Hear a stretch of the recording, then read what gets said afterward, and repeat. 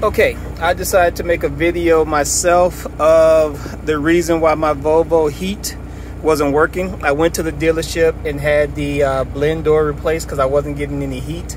At least that's what they told me was the problem. I got my truck back. I went on a 250-mile drive or trip to deliver stuff, and my heat stopped working last night.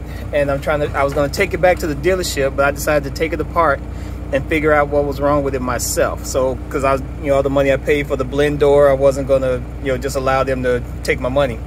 But what I found once I took apart the dash on this 2016 Volvo VNL 670 is this little arm here is disconnected from this plastic piece.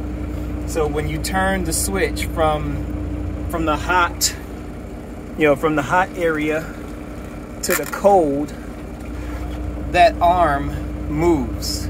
You see it's moving? But if it's not connected to this piece, right, this down position like that, that is the cold position. This arm should be connected in here, and then when I change this back up to hot, sorry about the glare, when I change it back to hot, this arm starts to move, and it's supposed to bring this little metal arm up with it. And then it becomes heat.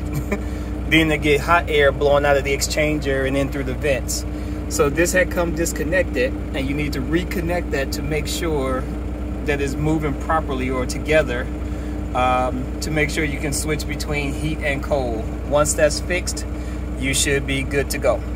So I couldn't find a video that helped me with my problem, but I decided to come in here and find it myself. So this is it, inside the door, the passenger side door of a Volvo VNL 670, probably the same on the 780 and 730s and everything else.